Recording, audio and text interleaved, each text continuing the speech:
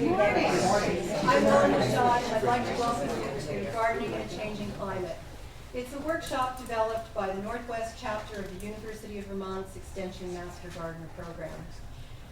To give you just a little bit of background, the workshop probably began when my strawberries drowned a couple years ago. And unexpectedly, I'm not the best gardener in the world, but I was really puzzled because, I hadn't had problems before. My family, unfortunately, did not receive the, I usually can and freeze the strawberries for winter when it's dark and dank and mean, and the scent of a strawberry will just send you happily over the moon. I see everybody smiling, you know what I'm talking about. So we missed the strawberries that year. The following year, my lavender, which has been such a joy in my life, I had a whole beautiful bed of it. I live up on Mount Ellen, and we have a very big snow cover, as most of you know. That year we didn't get the snow cover, and I lost the entire lavender garden. And that was a tragedy, not just for me. I have to say it was one of the joys of my life to be working there alongside a couple of hundred bees who were so busy with the flowers, and the sun coming down on their little gossamer wings. It was like looking at a bed of jewels and gems. It was just an incredible experience, and one that I've always treasured. So I'm mourn the loss not only for the experience that I had, and the beauty that I had, but also because our bees are so endangered at this point in time. So my lavender croaked. Last spring, my spinach drowned in a well-composted, well-drained bed with various things had been grown in for about 15 years. And last fall, which is really what got me thinking, was that my corn never matured. It didn't mature because I had to plant it a month later than usual because the soil was not warm enough for the seed to germinate. Now, at first I blamed myself, because all my friends can attest I'm not the best gardener in the world, and certainly not in this room. But I began to realize that it might not be just me. It was also the fact that I was running into climate challenges that I just didn't expect. I was looking too much in the manuals and just, plant dates and hardiness zones, and something was out of alignment, I felt, but I didn't know what was going on. So I started asking myself, how do you garden in a changing climate? Whatever is causing it, how do you cope with it? So in talking with UVM scientists, and as those of us who are master gardeners know, one of the real benefits of being a master gardener is that you can grab one of the soil scientists every once in a while and shake them until they give information. But in talking with the scientists, I've come to suspect that the answer is that we need a new conceptual framework that will allow us to think about our gardens differently, and that's why we're here today. Most of us already have the training and the tools to meet the challenge. What we need is more information about how climate changes and which of the many tools we have in our garden sheds we should be yanking out in response. So here to give us that information is Dr. Leslie Ann Duquigny-Giroux, the Vermont State climatologist and associate professor at UVM and an advisor to the National Oceanic and Atmospheric Administration. Also here is UVM researcher Rachel Chapman, standing in the back of the room, a PhD candidate at UVM's Vermont's Agricultural Resilience in a Changing Climate Initiative. Now, I have to tell you, the title of that project, when Rachel told me, I shrieked at her on the phone. I said, but that's what the workshop's about. And she goes, yes! This is wonderful. There's a whole initiative around this that I'd never even heard of. I was very excited. And I'll be very excited to see what comes out of that initiative. But Rachel is also an certified organic farmer. If you purchased produce or vegetables up at the Burlington Farmers Market, chances are you may have had some of Rachel's products from her farm in Vermont, in Moncton. Now, with that, I think we're going to just get started, and I'll cede the floor to Leslie.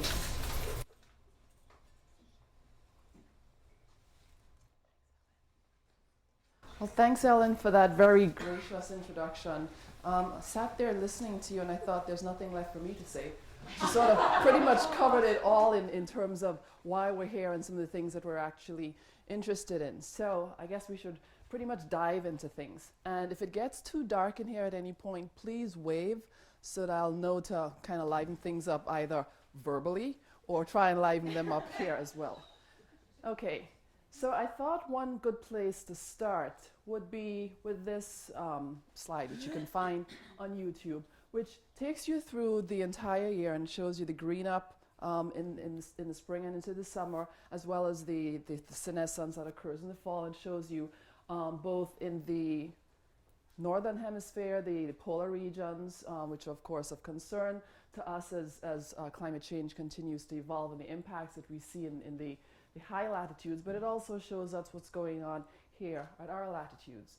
So what I thought I would do is to try and put together some of the things that you may be interested in learning about, that you may have had questions about, and put them in a context so that we can have a discussion at the end of all of this. Okay, so please either keep track of all of your questions as we step on through and look at our vegetation.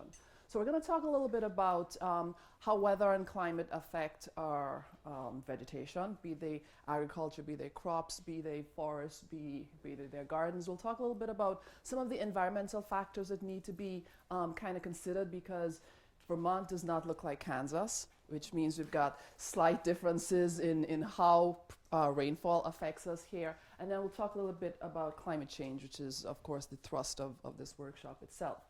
So a couple of things I'm going to throw out right off the bat so that we're all on the same page with looking at this. We know topography makes a big difference. We know that if we're looking at the intervale here, that the conditions that we'll expect from a soil perspective, from a growing condition perspective, are going to be different than if we had an upland farm, okay? So topography is one of those things that you cannot leave out of the picture when you talk about gardening and farming in Vermont. Another thing that we need to talk about is microclimate. And this we actually live on a day-to-day basis. So your microclimate means that the conditions that you are in a particular region are going to be driven by not just the topography, but where your winds are coming from, how much rain you get, and that's going to be different from your neighbor 2 miles down the road, right? So that you might get your strawberries flooded, but some of your neighbors were just perfectly fine because their microclimate was really, really different. So knowing some of that's also important. You talked about plant hardiness, and I'll show the latest map, and if it works, does it not work, how do you use that? And then we'll talk a little bit about understanding seasons and factoring that into some of the stuff that we did. So what we're trying to see here is the influence of topography. So let's work with the upper slide. Can you see this up in here? Mm-hmm. Okay, can you see the greens coming all the way down into the Hudson Valley here? Have we got that one? Can you see the Connecticut Valley coming down like this in here? Okay, do you ever stop and think that we've got this pretty much natural channel going from the Atlantic all the way up to us, and how things can pretty much just kind of funnel like that? And so this is what Irene actually did. You know, went straight up the cutting edge. So, I mean, when you see it on a map like that, you go, well, of course it did, right? But it's some of those things that are critical to us, because if you live on one side of the Greens versus the other, and similarly one side of the Connecticut versus the other, that's going to make a difference for you. So when I talk about topography, we can talk about it from a large perspective, but we can also talk about it from a smaller scale perspective. Mount Ellen versus, you know, Mount Philo, that sort of thing, all right? So we kind of keep that in mind, because it also influences our winds.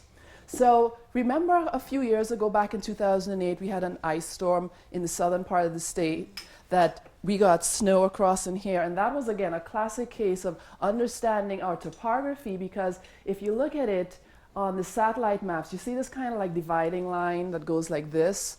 And the folks down in this part of New England got ice, and we got snow across in here. When you look at it on a regular snowfall map, a lot of times we see that sort of northeast to southeast trend, so that we get more precipitation on one side of that line and less on the other. So again, that's the role of topography in helping to understand how things shake out. So let's talk a little bit about weather, let's talk a little bit about climate, okay?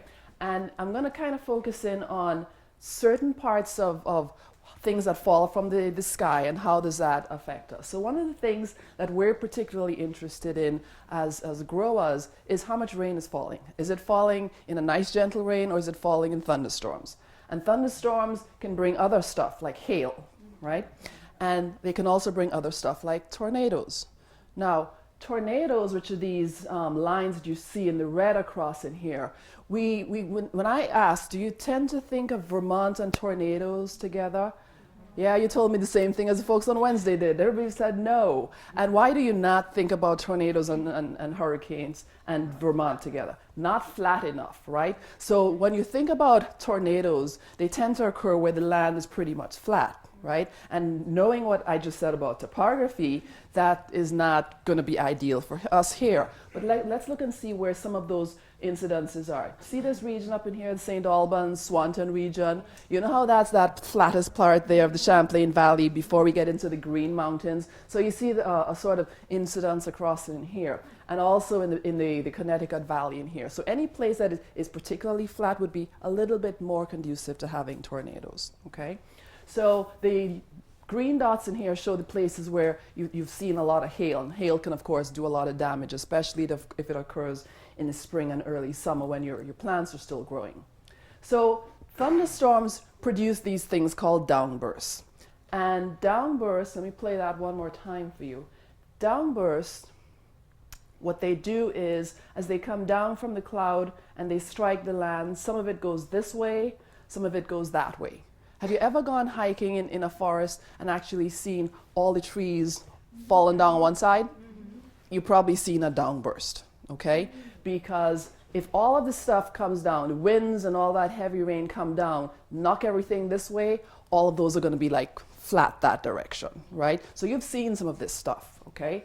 And what it might look like is something like this. We call that straight line damage, and you've probably seen a lot of this as you go through and hike around the various parts of Vermont and upstate New York, where all of the damage occurred in this direction. Okay, so we've got this straight line damage that we can actually see. Now, thunderstorms can also produce even faster winds, and these are actually getting up into tropical storm hurricane speeds across in here. When they're that fast, they affect our trees differently. See how it just took off the top of that, okay, because of how fast it was? We can get even faster, okay?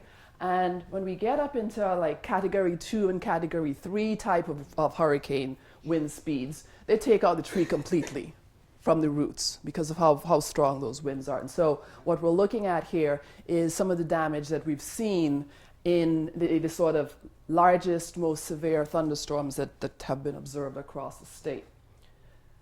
So that's in the summertime. Let's fast forward to the winter and think about icing and think about ice storms. The ice storm that you probably remember is the one in 1998.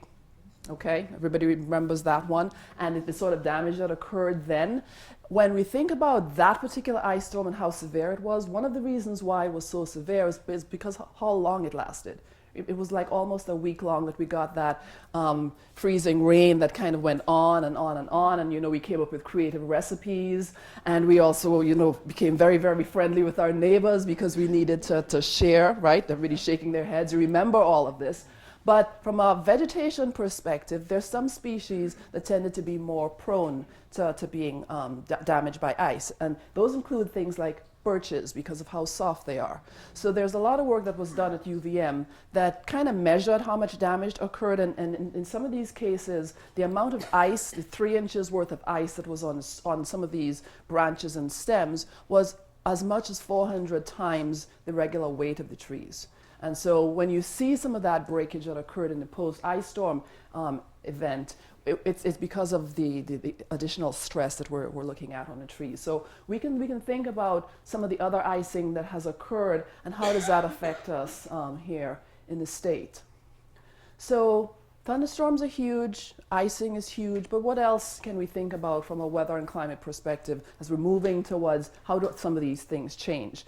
Ellen mentioned snowpack, and we know snowpack is a critical element in all of this. And when I first came here about 17 years ago and started learning about the climate of Vermont, learning about how it affects the various sectors, one of the things that I read was snow is a poor man's fertilizer. Yeah. Have you heard that? Okay, everybody's shaking their head with that one. So when we think about a nice deep snowpack, it's great from a number of perspectives, a number of sectors, not only from a tourist industry perspective, but also from an overwintering perspective, okay? So when we didn't have that snowpack last year, it was something that we actually felt. We can also think about thermal stress on our crops and how does this affect certain crops more than others? So one that I'm going to kind of just focus in on is haying. And when you think about haying, there's some conditions that are great for haying and others that are not. So cool, moist conditions are great for having first, second, third, fourth, fifth cuts, but drought conditions are not. Okay? And so when you think about some of the ideal conditions for haying, we can think about having hot and sort of dry days for harvesting, but after following nice, cool, moist conditions to get the growing going. So we have to have that nice balance in terms of our weather and climate, and how does that affect your growing. So something else that's also important when we think about specific crops is role of frosts. And frosts are critically important at 3 times of the year: spring, summer, and fall, right? Okay, because we've got the first frost, we've got the killing frost, but we've also need to factor in frost in the summertime in there. So when we think about it, springtime frosts, the effect of them looks something like this. I had gone to the UVM horticultural farm in October. You know when they have their sale in October, and you go and you get all the good stuff, right? And so I went and I found this particular apple. So I took it up to the cashier and I said, "Is this for sale?" And he said, "Yes." And I said, "Why does it look like this?" And he said, "That's the effect of the frost that we had back in May." So it affects our tree species, and you may not see the effect right away, but at the end of the season when you start doing the harvesting. So apples are prone to frost, but they're not the only tree species that is of importance here to Vermont that's also affected. That same frost that we had in 2010 also affected things like our sugar maples and our Christmas trees. Again, something we may not sort of stop and think about, but is of critical importance to us from an economic perspective as well. So frosts tend to occur, like I said, in 3 of the 4 seasons that we need to think about: spring, summer, and fall. But we also need to think about what else is stressing our plants, and when does that occur. Now, have you ever driven by I-89 and looked at the conifers on either side, and they're brown on one side and green on the other side? What is that? That's a different type of thermal stress, and that's when you have it warms up in the winter, and so they start to photosynthesize, and then it goes back cold. And so the structure physiologically has been damaged because there's that switch in the thermal regime that we're looking at. And so there's certain conifers that are particularly prone to that, and Paul Scharberg is doing a lot of work on that to try and quantify exactly how we can look at that.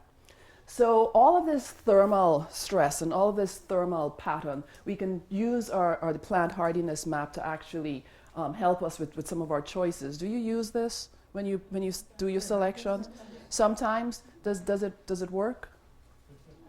Not recently. It used to work. Stark's different. What else did I hear? It used to work until recently. Is that what somebody said? Okay. It's what? They're going up, they're getting warmer. They're getting warmer, so things are shifting this way. Okay, so this is kind of like a first cut, but if things need to be tweaked from a local perspective, we need to kind of keep that in mind. So what are some of these additional stresses that we can look at in terms of climate change? Well, one of the big things that we always look at is the length of the frost-free season and your growing season. And I've learned that they're not the same. Right? So the length of the frost-free season is the difference between when it gets above the freezing mark, which is not the same as your growing season, which is more an accumulation of the amount of heat throughout the season. And so knowing that subtle difference allows you to understand some of these patterns in here. So what this is trying to show you is some work that comes out of the National Climate Assessment that is looking to see how can we predict some of the changes from the frost-free perspective, not the growing season perspective, okay? So let me get you situated here. You've got the outline of Vermont. Everybody good? All right. And we're looking up here in the Champlain Valley, in this region here, and we're looking to see that there is projected to be an increase of between 25 and 27 number of days more in the frost-free. Okay, that's how we read the map. And that's for that middle part of this coming century. So about 2040, we should see somewhere between 25 to 27 more warm days, okay, from a frost-free perspective. All right, how does this translate to actual tree cover? And what this map is showing you is looking over a 10-year period, so 2000 to 2010, and we're looking to see how have trees sort of responded in the recent past to this increasing temperature and increasing frost-free time frame. And so again, let's get us situated, and we're up in here, in this region here. The green colors mean that there is an increase in tree cover canopy in this time period as things have warmed, and the brown colors mean that there's a decrease in the tree canopy. And so you're thinking, why is there this difference? Why is there this dichotomy between the two? And part of it has to do with the fact that as temperatures warm, it's not just the temperature that we need to factor in, but we also need to factor in whether that changes the ability of your plants to use carbon dioxide efficiently, or do things actually kind of slow down. And so what we're seeing here is in the northern latitudes in here, where we were able to see an increase in your canopy, but in the mid-Atlantic region in here, that increase in terms of the warming is actually causing your plants to be less productive. All right, so there's an interesting twist across in here. So let's talk about that twist. Let's talk about why is it of importance to us. So a longer growing season and warming in that growing season, what does it mean in terms of using carbon dioxide? Well, it's going to probably change the carbon cycle that is in place right now. And all of that warming and all of that increase in your growing season is going to be affected or tempered or changed a little bit by three different things. If things are warmer and if they get a little bit drier, which is what we're seeing in the mid-Atlantic, not necessarily here, that means you're going to be more prone to forest fires, okay? And if things are warmer, which means warmer all the way through, including your winter, less overwintering killing of your pests, so there's a likelihood of seeing more pest infestations. And then in terms of the summer moisture conditions, how summer droughts can kind of play into all of that. So warming is not just by itself, it's also with these additional factors that we kind of need to sort of keep in mind in here. So the question is, are we susceptible to drought? Yes. If I had to do a poll in here, are we susceptible to drought? Yes. Most say yes, some say no. Not very, sometimes. Anybody else? It all depends. All right, let's throw maybe into that equation too. All right, so let's see if the answer is yes, maybe, or no. Okay. This is what drought looks like in Vermont. On the left across in here is some corn from the drought of 1999, and I don't know if you can see that. You see the leaves completely brown. This was in September, mid-September, by the way. The corn was this big, and it was black. All right, and if we fast forward to the 2002 drought, this is what it looks like. This is, do you see the leaf scorch on your sugar maples? Yes. Okay. I don't know what species this is, but you also see leaf scorch across in here. And then this is what we can see in terms of forest fires, brush fires in Rutland and for the 2008 drought. So one of the reasons why I'm so interested in drought is you hear there's going to be more droughts as part of climate change, and they're going to be worse than ever. So what I wanted to do is to go back and figure out what is the worst drought that we've seen in the state of Vermont. Okay, does it look like this? It's actually worse than this. The worst droughts that we've seen in the state of Vermont are 4 to 5 years or longer when the wetlands dry out to the point that they start to burn. Do you know how much it takes for a wetland to burn? Okay, because wetlands are part of the integrative part of our system, as Tom mentioned back on Monday, right? And when we think about wetlands drying to the point that's not just the standing biomass that's burning, but it's also the subsurface that's burning, Okay, the root zone, that's also burning. That's how dry we've gotten. Okay, so when we think about the worst droughts on record, these are not close. They're sort of like mid-range in terms of what we can actually see. So let's talk a little bit about drought so we have a perspective on it. When we see some of those droughts that are like 4 or 5 years, those are droughts that are over a very large extent. So like they're the entire state, and they're probably all of northern New England being affected. Okay? So they're long and they're big in terms of extent and time. Most of the other droughts that we'll see are actually shorter. And some parts of the state are more prone to droughts than others. The southern part of the state is actually more prone than we are in the Champlain Valley. Okay?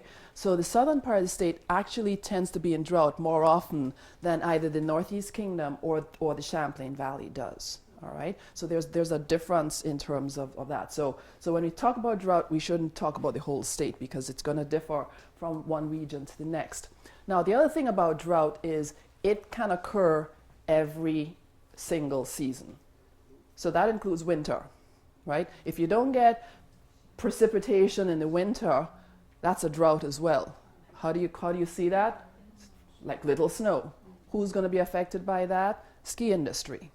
But it's also going to affect us as growers because there's that snowpack that we need to kind of factor in as well.